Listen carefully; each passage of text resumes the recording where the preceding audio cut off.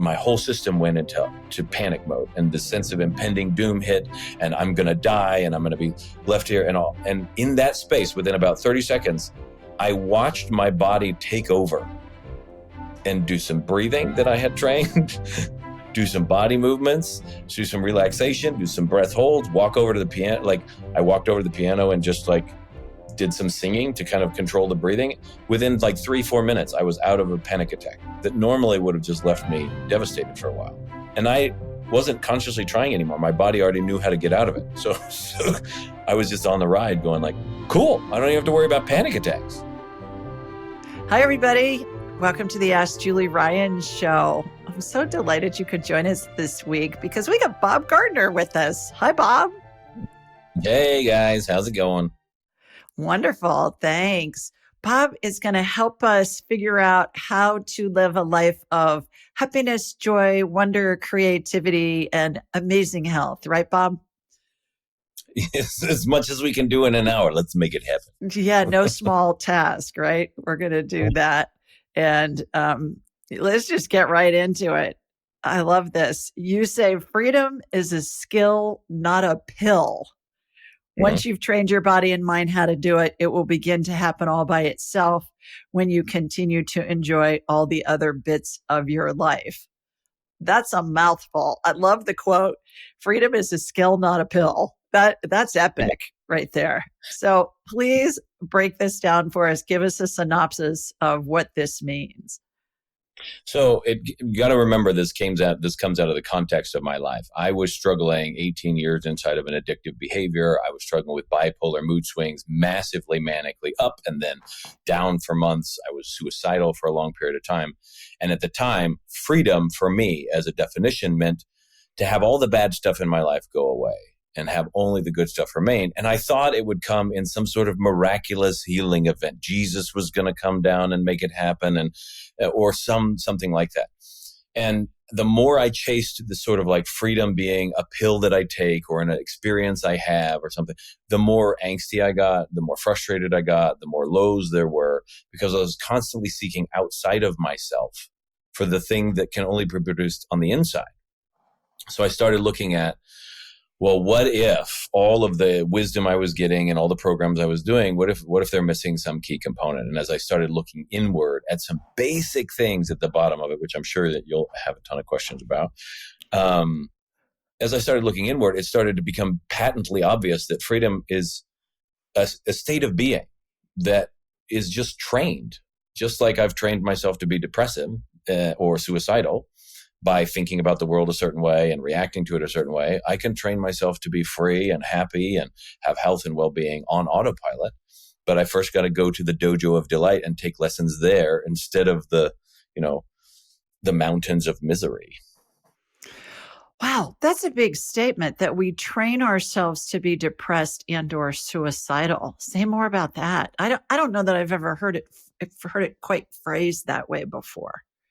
Yeah, and this isn't an indictment in anyone, right? So if you think about it, babies they come out of the womb and they're not inherently one way or another. They're not suicidal. They're not depressed. They're not anxious. They're experiencing a lot of chemistry going through their system.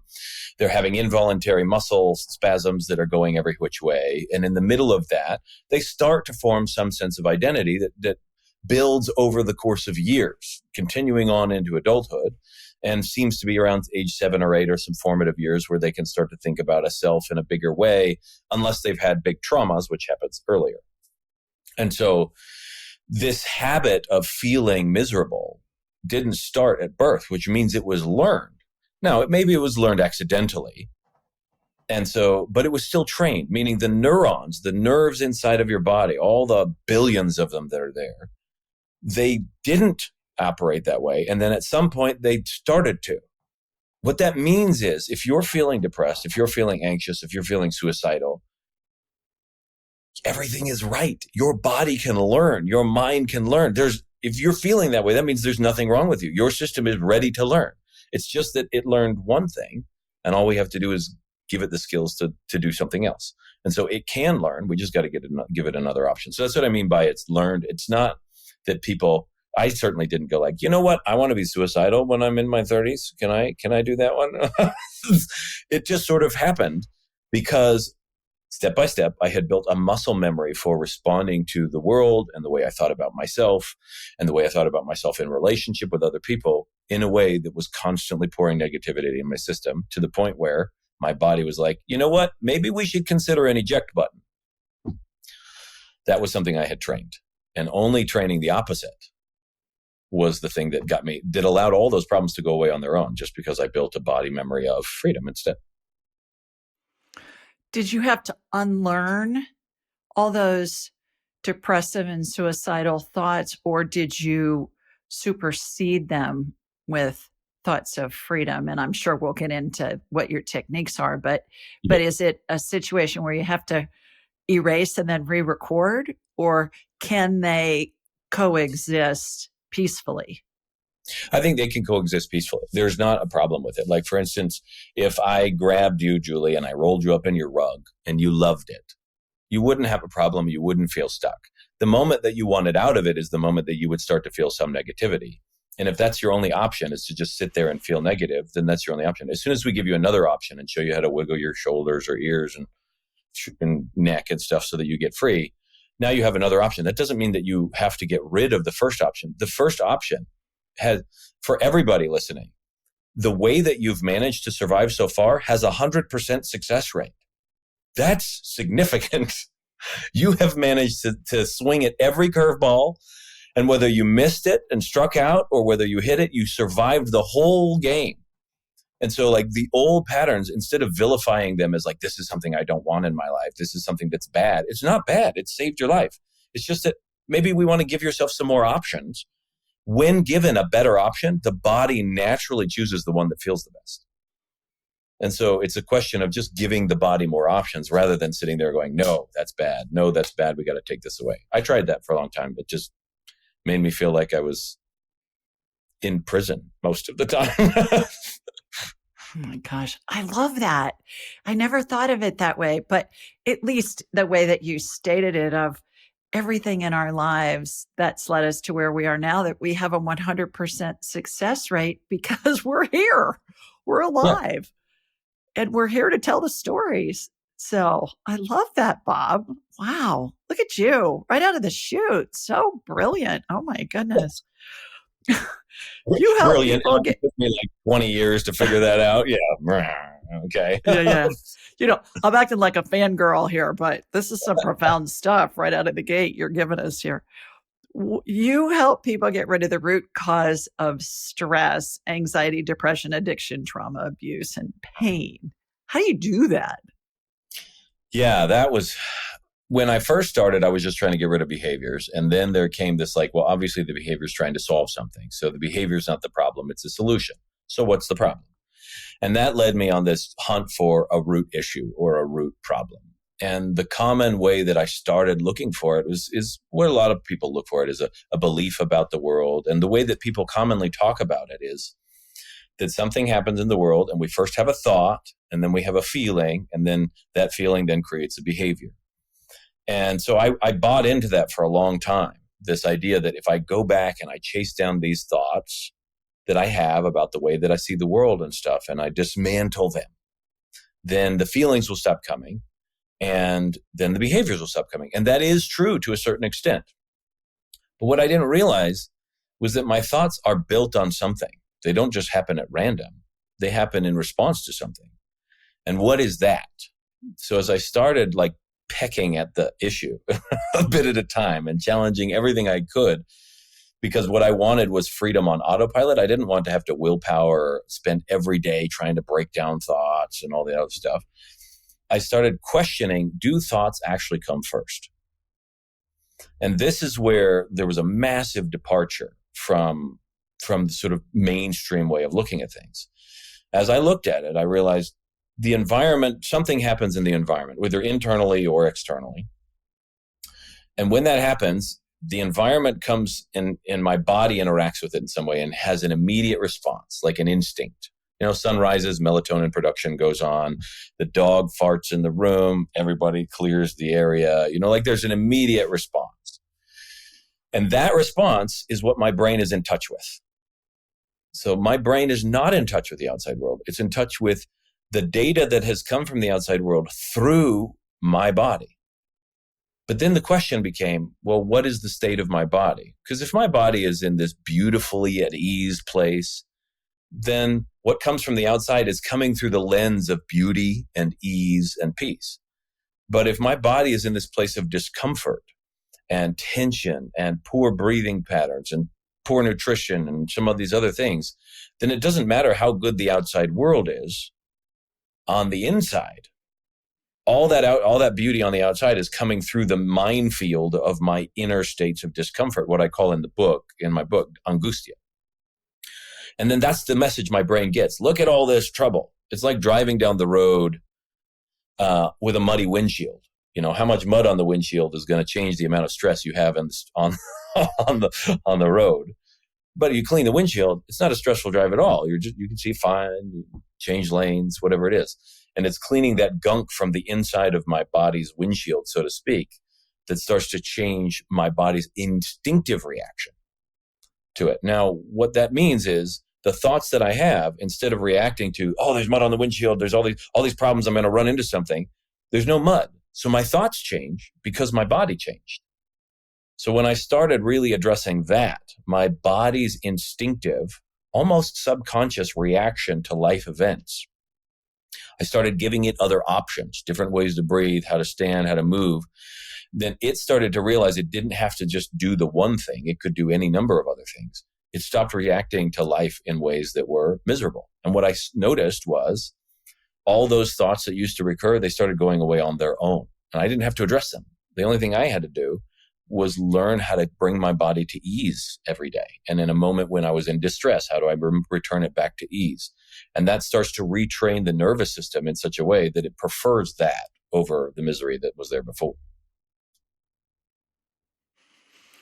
So basically what you're saying is by retraining your body to stay out of fight or flight, then that keeps clarity in your brain and you realize that you have other options. That's my take on what you just said.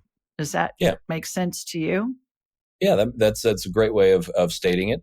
I would say fight or flight itself is not bad. I mean, your body's designed to do that, but only when you're actually in danger, not when you think you are.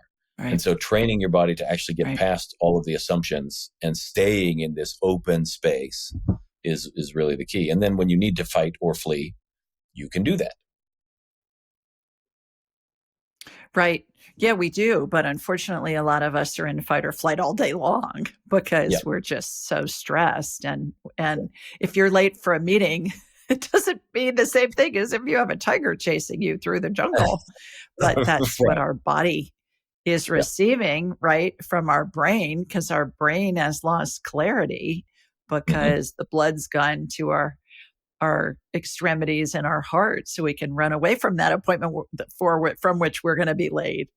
And it feels the same as if we're being chased. So how do you break that? How do you train people with whom you work on how to stay out of the fight or flight, the stress and anxiety automatic response when they get triggered?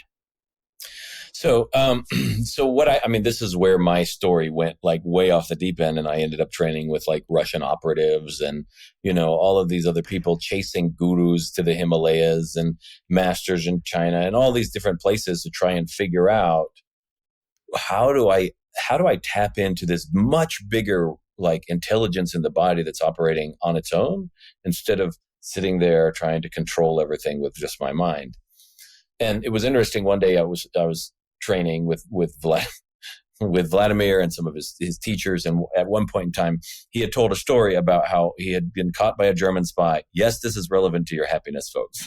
So he'd been caught by a German spy, and they were having a duke it out session in the middle of his service to his country, Mother Russia, and he was telling everybody in the room, that he got behind him with a wire and he started to choke him. And so everybody's in the room on like pins and needles. Like, well, what happened? What happened? We're waiting for some great escape story. And he's like, he choked me out. And everybody's like, okay, that was a little bit of a downer. And then we all started to turn And then he looks at everybody and he's like, no, you don't understand. While I was unconscious, I broke his arm and escaped. And we all went, what? You can train yourself to fight unconscious? And that seed of an idea was like, oh, so it's not unconscious, it's just other conscious. And if that's the possibility, wait, what if I can train this stuff that way? So that means I've got to somehow bring it to the surface in a conscious way. I've got to develop these sort of muscle memory or these skill sets. And so what I use at the retreats that we run and whatnot is a whole host of things, a series of experiences that sort of stack on each other. And when I have people working at home, what I'm having them do is I'm engaging them with the main things that they can measure in their life. How are you breathing? How tense are you and where? How are you standing? How are you moving? What is your vision like? Is it tunnel vision and focused, or are you panoramic and relaxed and seeing the whole room? All of those things are things that people can measure. So we can break it down and go, okay, you're anxious. What does that mean to say that you're feeling anxiety? Most people don't know. They think it's this cloud that attacks them from the outside and they have this feeling. But if you get them to start to really get granular on it, are your kneecaps anxious? Your big toes, your bum cheeks, your earlobes, are those suffering anxiety, or are they just hanging out in the wings?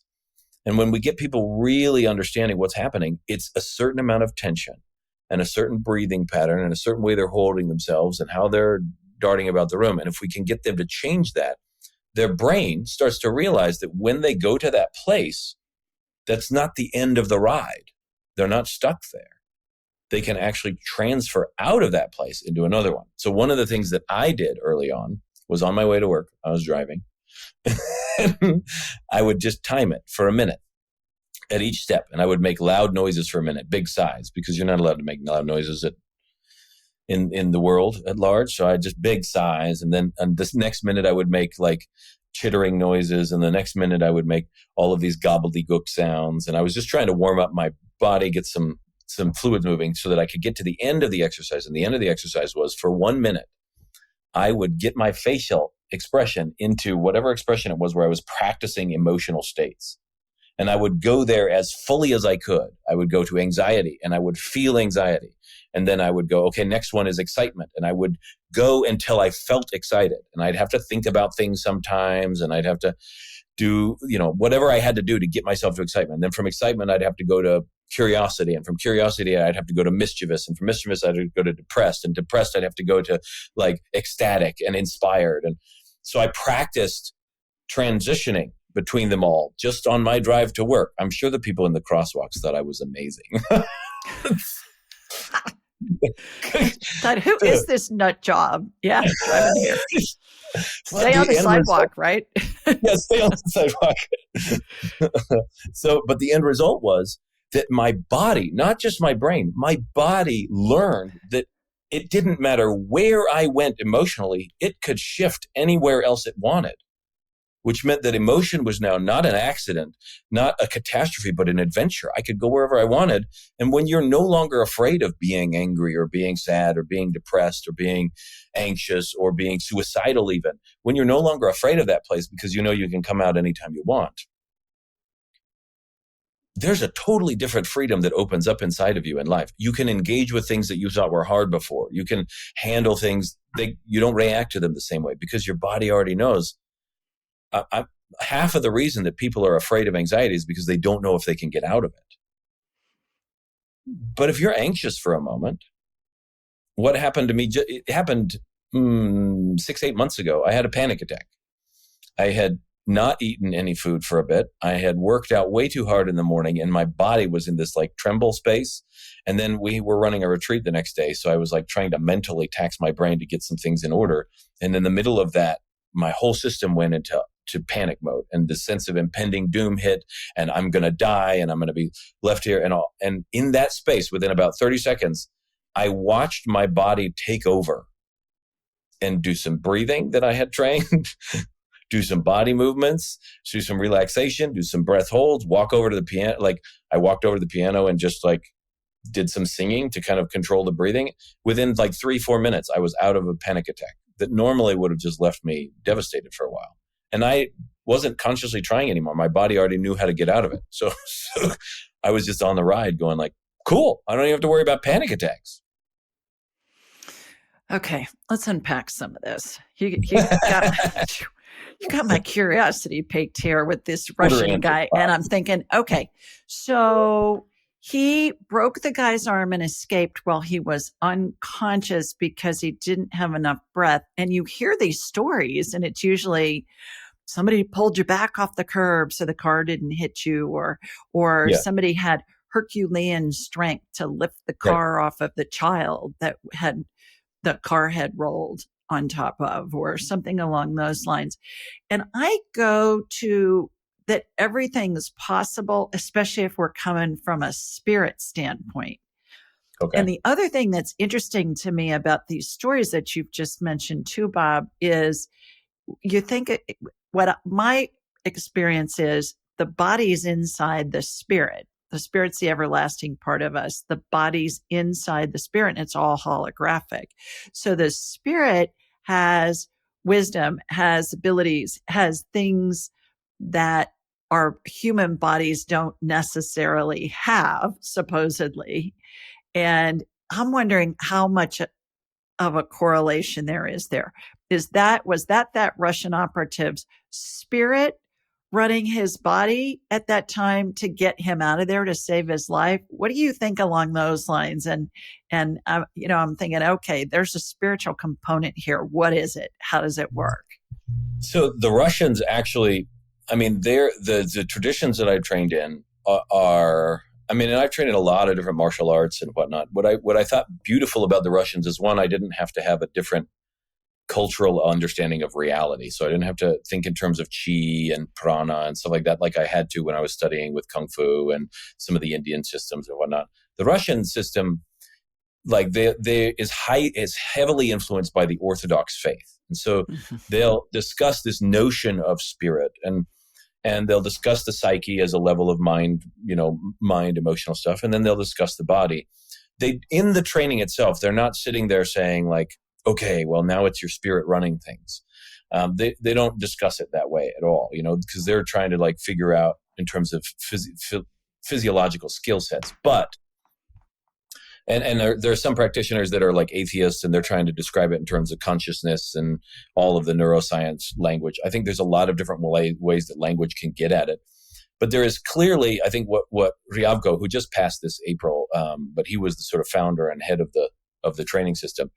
He said at one point in time, we were running with our breath held, for 15 steps, at a full sprint. And then how many push-ups can you do while your breath is held and all these other things. And then when we were done, he had us lay on the floor. And the closest language I've ever heard anybody talk in this way inside of a training scenario was like, can you feel your heartbeat in your big toe and your little toe? Can you feel it in all your capillaries? And we're sitting here tracing this and through our system. And he's like, when you can feel your heartbeat through your whole body at once, you will have access to a different kind of power.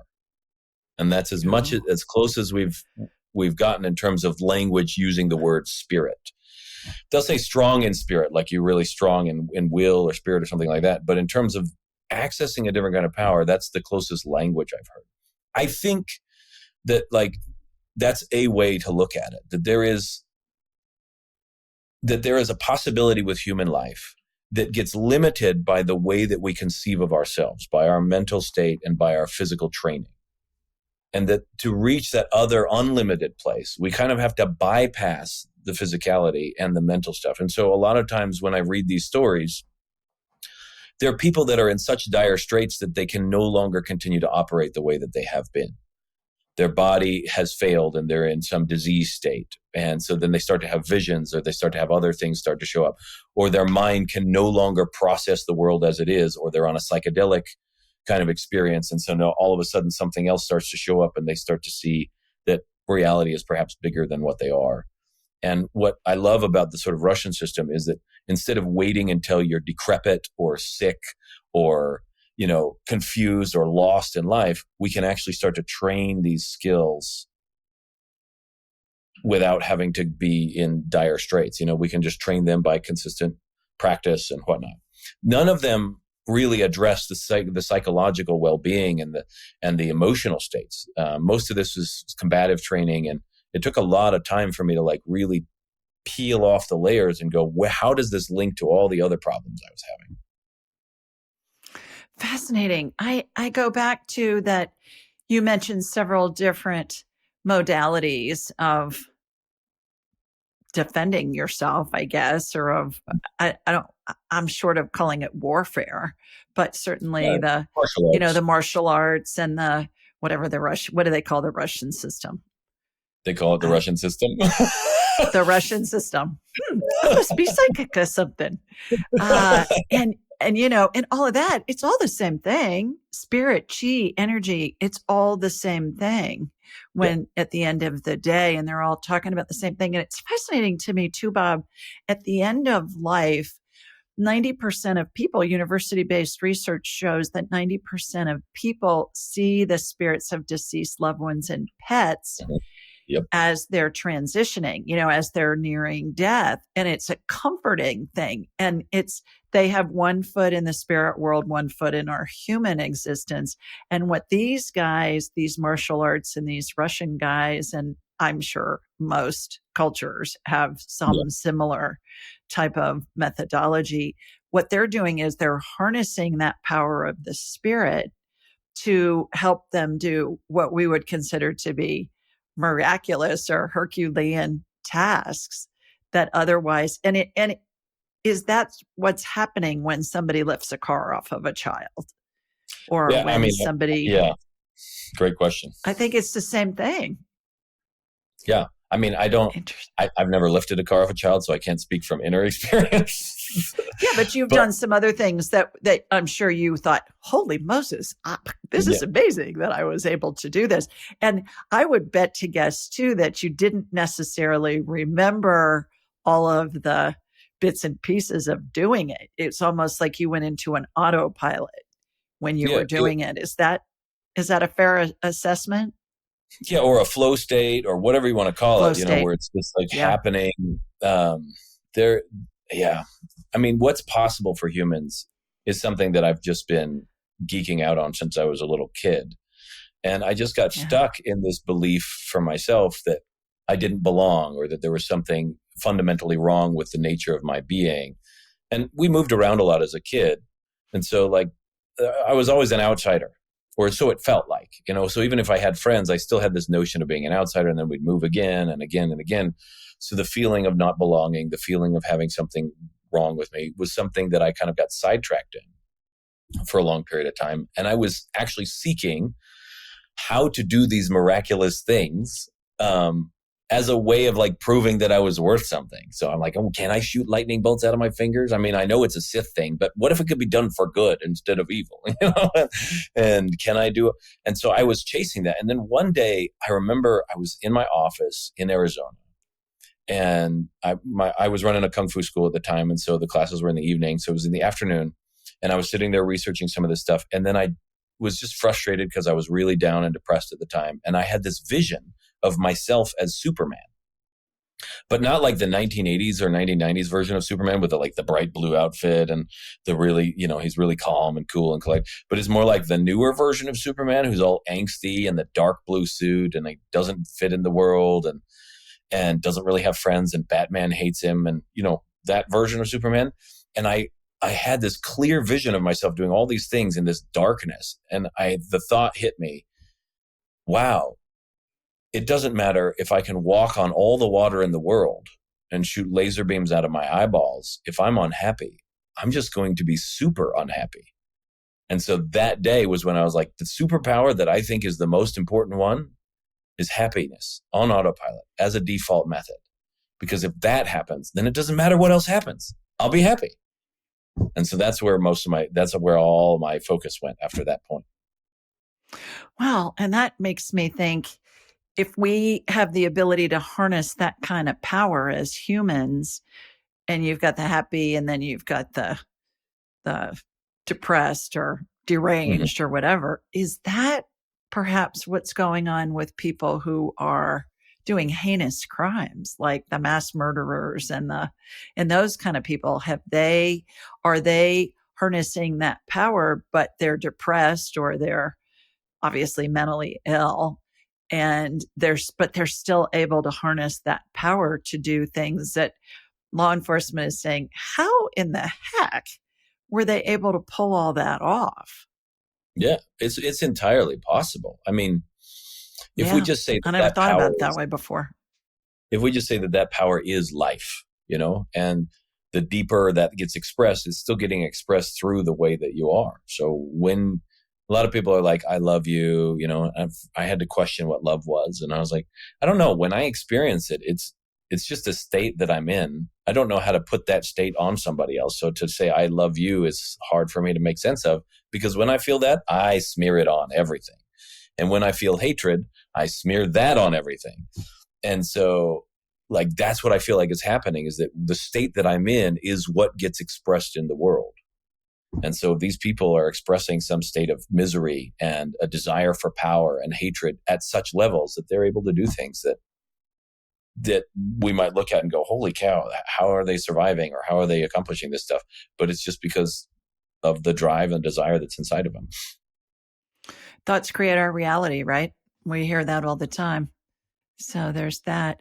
I work with a lot of people who have chronic pain, and they've been to doctor after doctor after doctor and gotten different diagnoses, and in some instances, different treatment plans, and none of it are working. And I know that you've had great success in helping people get rid of their chronic pain. Can you tell us a little bit about how that works and how it works within your system? Yeah. So it kind of works the same, actually. Pain, the first thing that I had to do was, when I was looking at pain, it was accidental that I started helping people with chronic pain.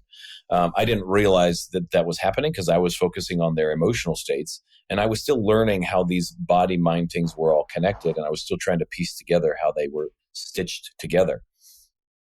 But what I had to learn first was that pain is not inherent in the tissues of the body.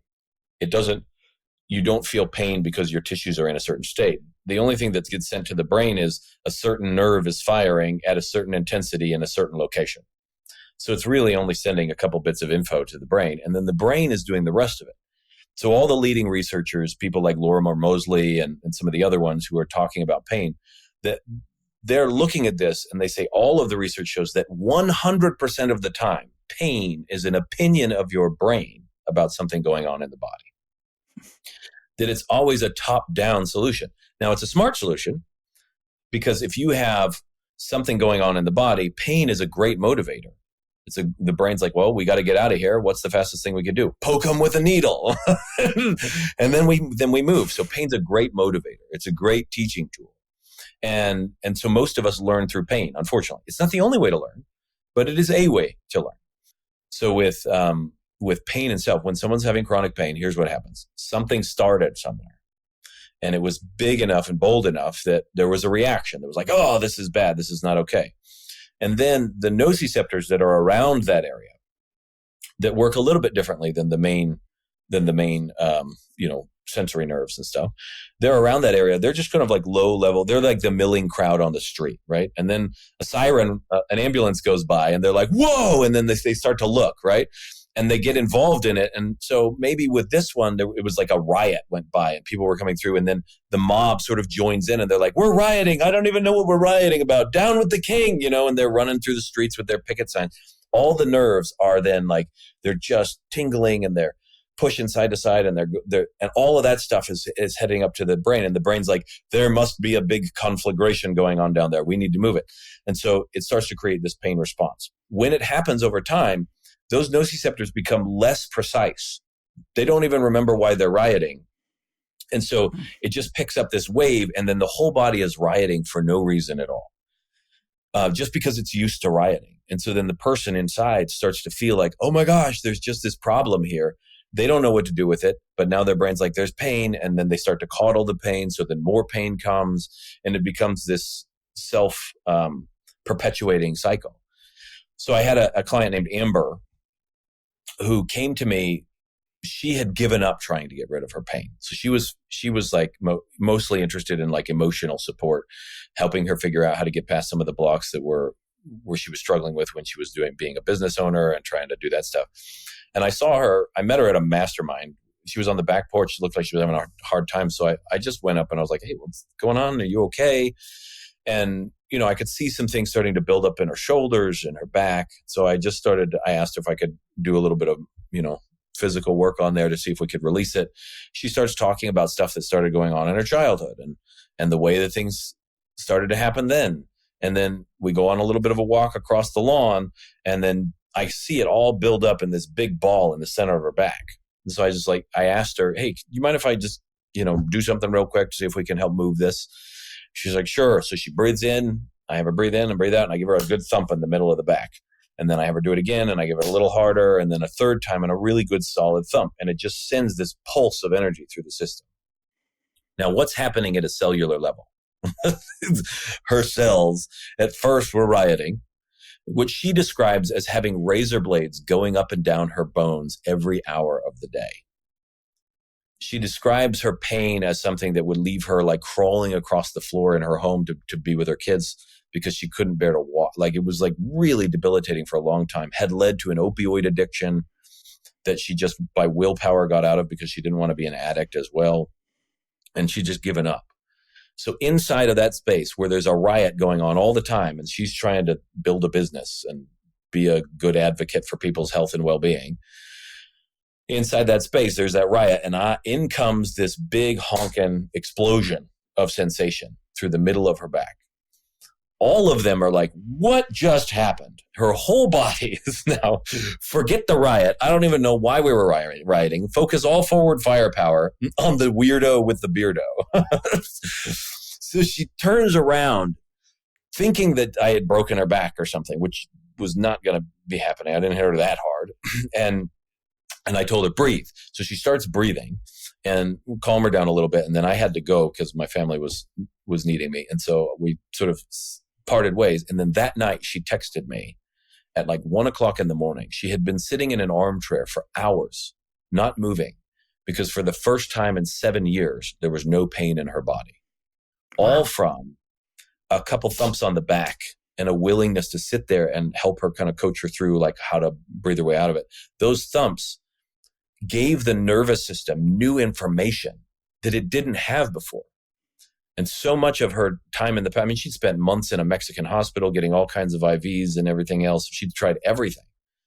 But most of that was bent on, let me help you feel better. Let's comfort you. And what I did was go straight to the sympathetic nervous system. And I asked it, do you really want to be fighting that guy or would you rather fight me? And in that moment, it had a chance to kind of reboot itself and be like, hold on a second. Maybe we need to do things a little bit differently. And her whole system changed. And I've had it happen multiple times.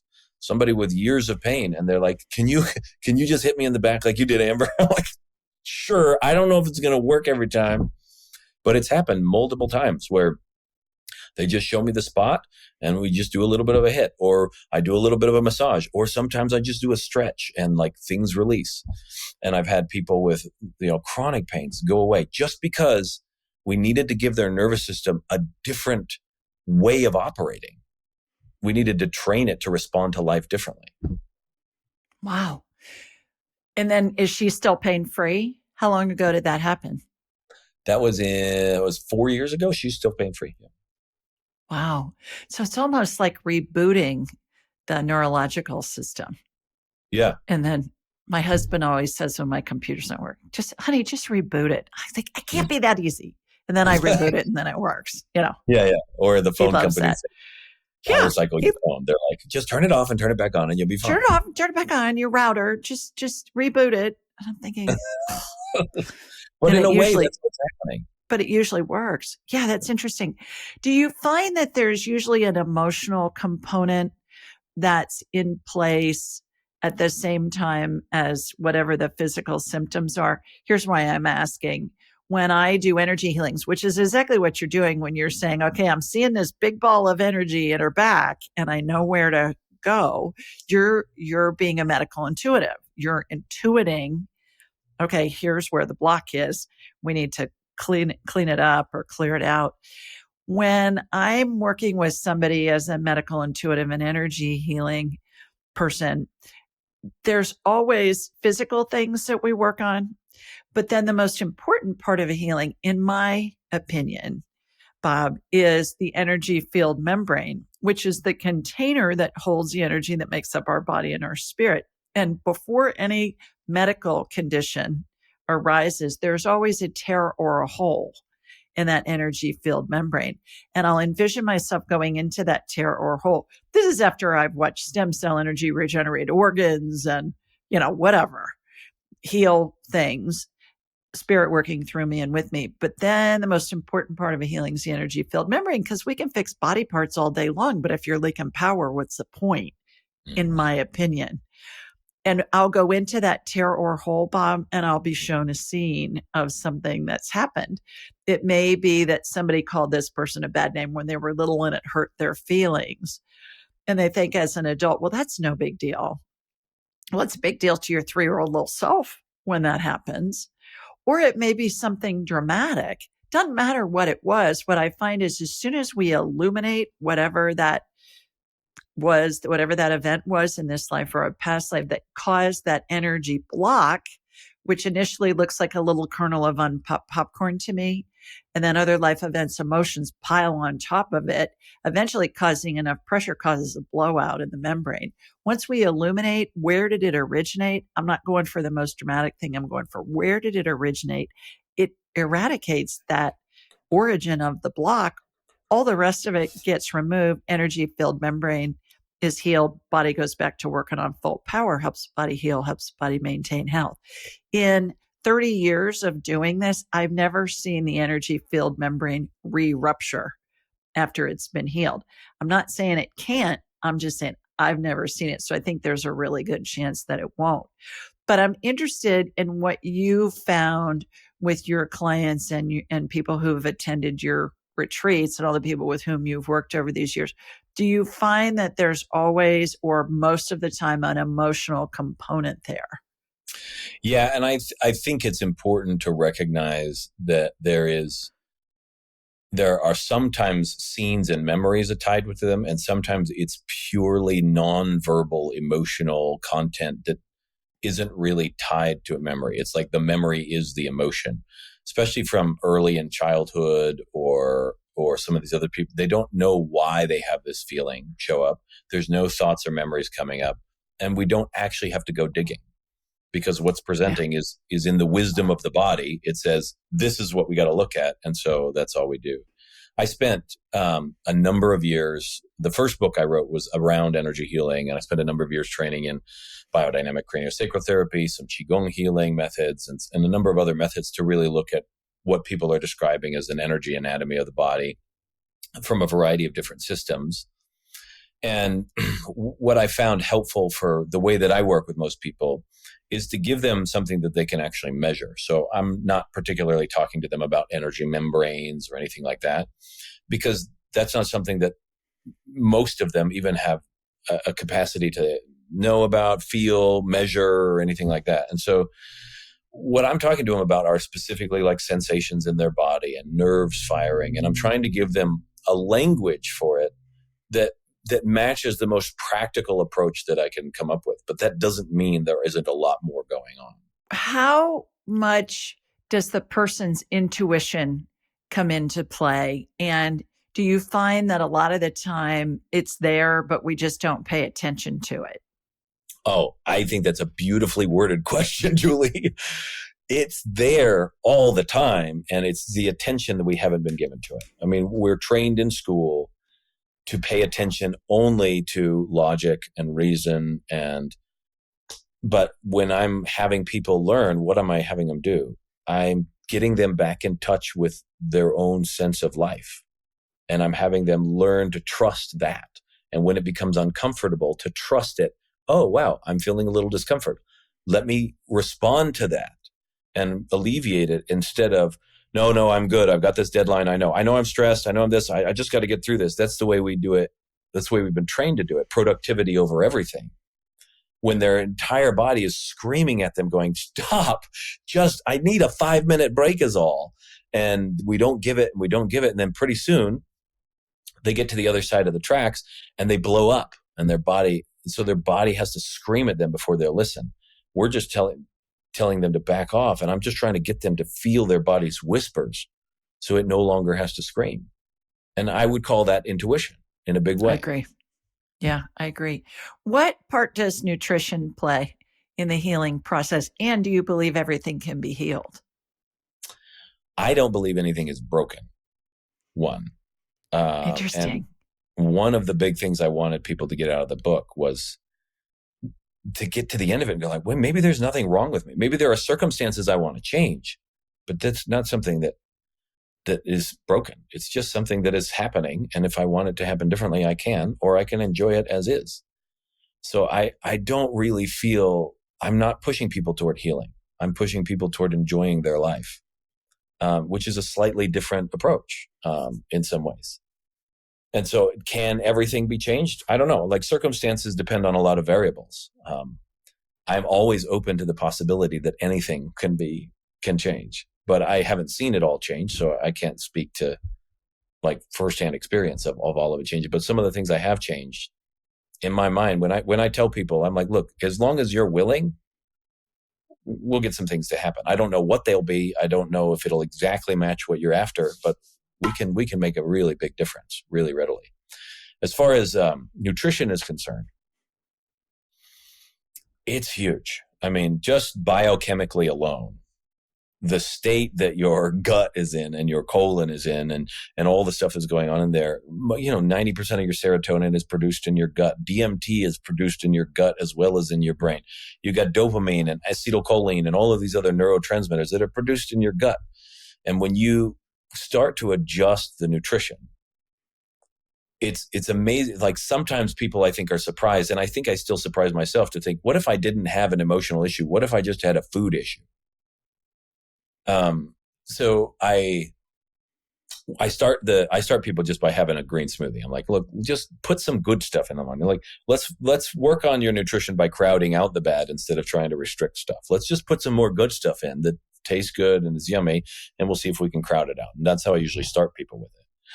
But recently I did a 13-day water fast, and I was in the middle of it, just in these absolute states of clarity and total bliss and just really calm and whatnot. And then when I came out of it, and I was testing out foods, and I had some chocolate.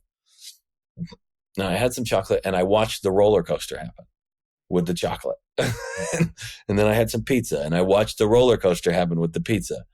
And then I tried, something else, and I watched that roller coaster. And then I tried a green smoothie, and I watched that. And I'm just sitting here going, like, this whole time, I haven't had as much concrete evidence as this experience right now of just how much most of the emotional states that I've been in might have been influenced by my nutrition and not so much by something wrong with me psychologically. Just I put this in and that came out. I even tested out, let me see what happens if I binge a bunch of chocolate. Let me just see. So I binged a bunch, and man, I had like a moment of like, what's the point of life show up? And I was like, okay, apparently my system is not really good with chocolate. And so, but I got to see that whole roller coaster happen and go like, wow, I could really play with the extremes depending on what I put in my mouth. Roller coaster being glucose roller coaster, your blood sugars like up and down and all over the place. Yeah. Glucose and whatever else is any, like caffeine is a stimulant inside of chocolate as well. And so there's some other stuff that is there, not just glucose, but yeah, glucose is a big one. Yeah. Mold. Chocolate, a lot of chocolate's moldy, and that can cause all kinds of problems too with that. Interesting. What's the choose your own emotion technique? So Choose Your Own Emotion is a program that I created a while back. It's like a simple online program. It's like a 20-day adventure for, hey, how do we start to master our emotional states in the shortest possible way by having as much fun as possible? So I kind of built it like a video game where I'm like, okay, you're on level 1 and then you go to level 2. It's not lesson 1, it's level 1, level 2. And the first week, I am teaching people how to manage their overall state, their mood. So I show them some simple breathing techniques to do, and then I give them a basic way to start out their day. So a morning routine and an evening routine, so that if you're going to bed a little bit better and then you're waking up a little bit better, and we do that consistently, all of a sudden your overall baseline of life starts to rise. Then the second week, I take them through emotional ninjutsu, where I'm teaching them how to, in the moment, when things start to go haywire, how do you okay, I'm feeling depressed right now. Okay, cool. Where am I feeling it? What's going on in my body? What parts of my body? How am I breathing? How am I standing? What are the tensions in my system? And then having them learn how to change it and release it so that they get to a place where they can clear out a negative emotion when they happen. And then the third week, I teach them the delete button, which is a method for taking traumatic memories and pet peeves and worries and concerns and getting rid of the emotional baggage from them through a simple sort of visualization. So that way, over the course of 3 weeks, they learn how to start to affect their overall mood in the day. Then they learn how to affect spontaneous random emotions that hit. And then they start to learn how to dismantle triggers or things that, when thinking about them, automatically start to build up an emotional stuff. Why does your methodology work when talk therapy doesn't, when it comes to deep-seated emotional things and how they're affecting the body? That's a good question. First off, we got to give credit to talk therapy where it's due, which is it does help some people, But what you can talk about versus what you can feel are two separate categories, and you can talk about far less than you can actually experience. And so what I'm trying to give people is a way to access the entirety of the situation and not only the verbal bits. And talk therapy in general, and most therapy, is rooted in this basic idea that these things don't go away. There are some clinics around the area.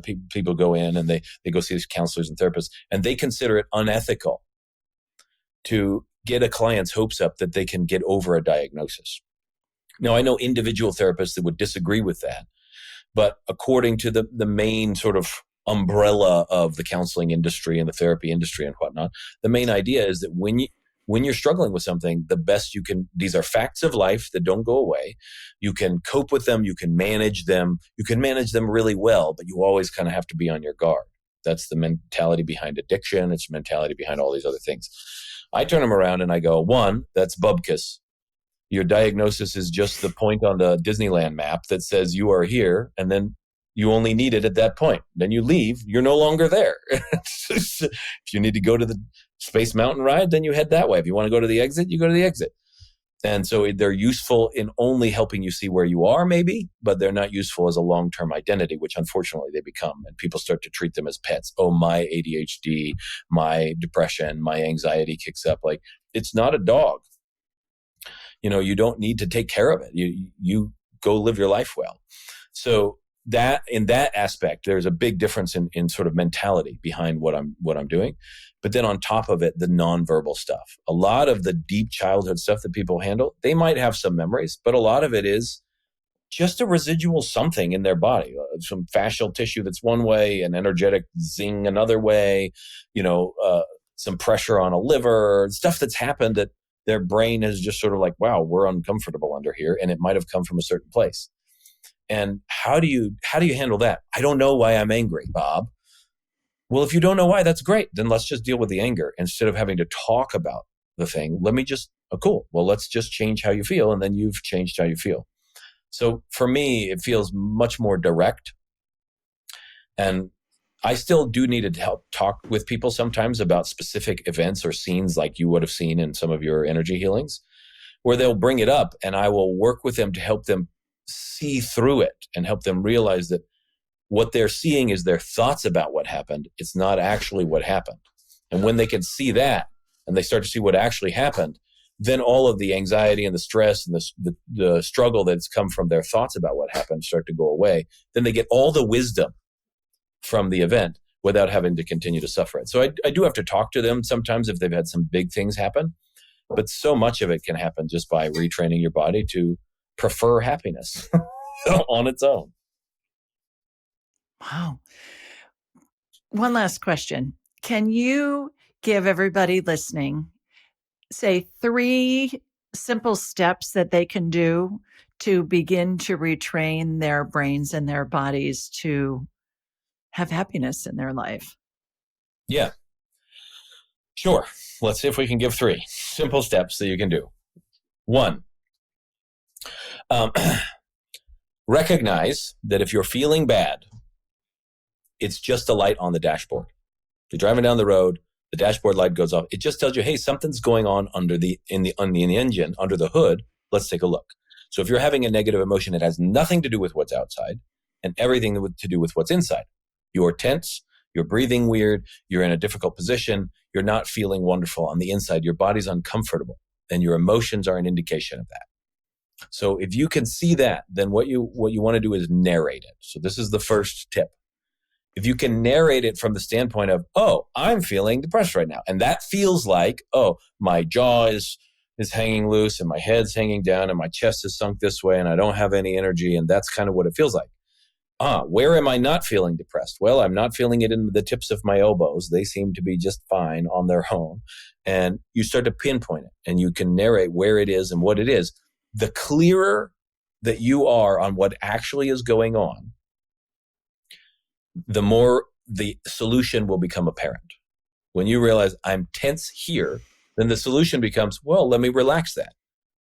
But when you just go, oh, I'm depressed, that's hard to deal with because what is that? Can you go to the store and buy a can of depression? You've been not depressed, like. Thankfully, no. Thankfully, no, you can't. So 1, narrate it so that you can get precise about what exactly is going on. Because the more clear you can get about what's going on, the more the solution to your specific situation will make itself manifest. 2, learn to breathe better. You would be surprised how much breathing changes so much inside of your experience. The fastest way to change your blood pH outside of thoughts is by breathing.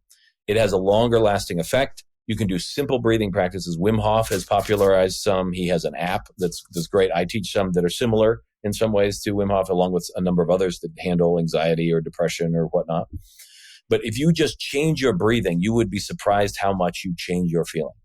People often think that they're addicted to a specific substance.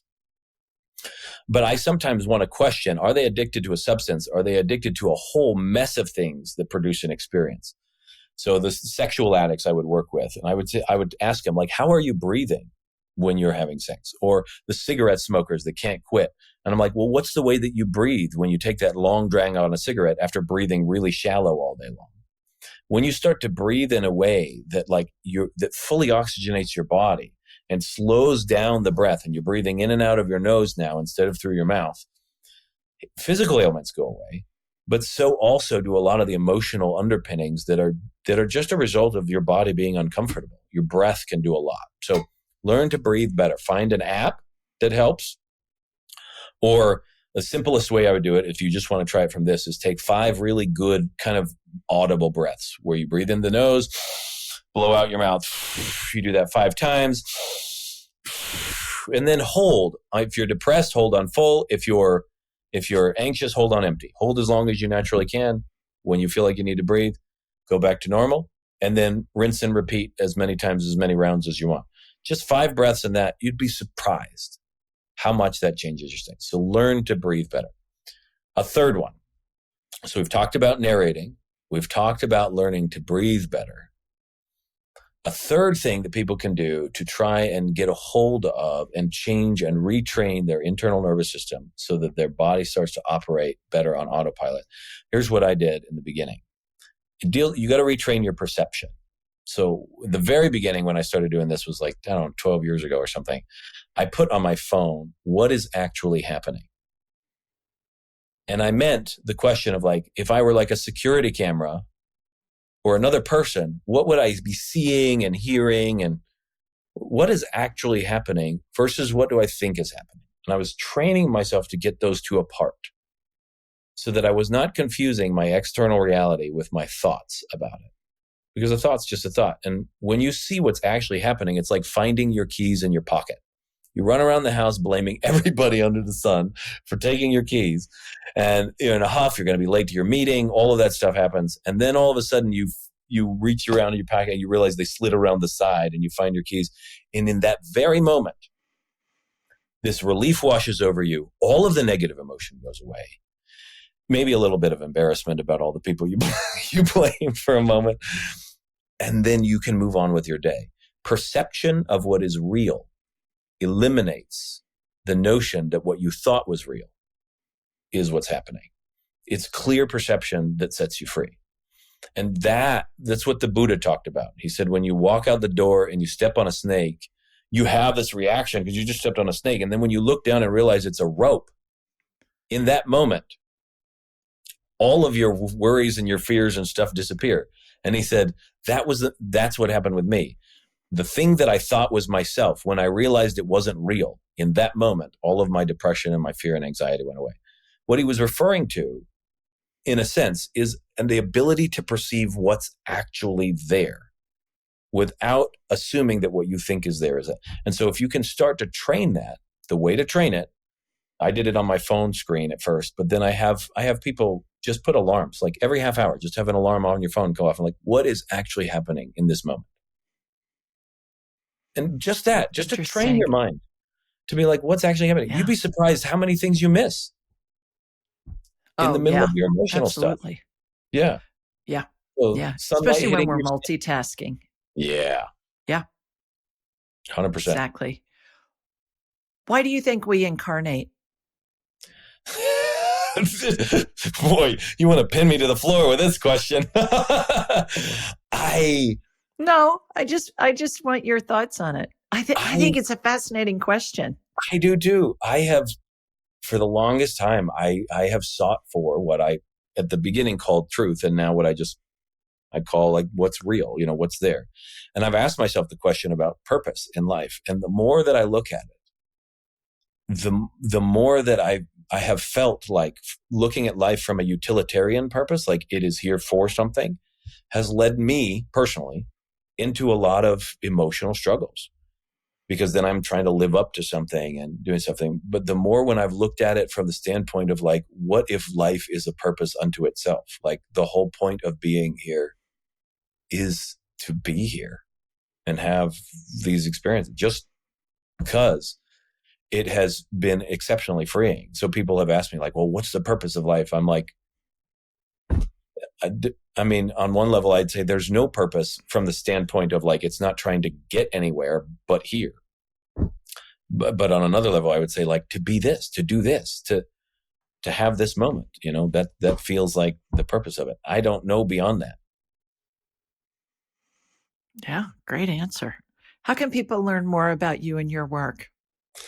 So if you want to, like on our website, the main homepage right now has links to all kinds of stuff. You can get a digital copy of my book, Built for Freedom, and for like $5 there, I think, something relatively cheap. Or if you want to go on Amazon and pay typical book price, you can do that. There's links to my podcast that people can go and listen to for free. There's a link to the Choose Your Own Emotion course and some of the other courses I've made, as well as a place that you can read up about retreats and even schedule a call with one of the team at thefreedomspecialist.com is a place you can go. All righty, Mr. Bob. What an interesting conversation.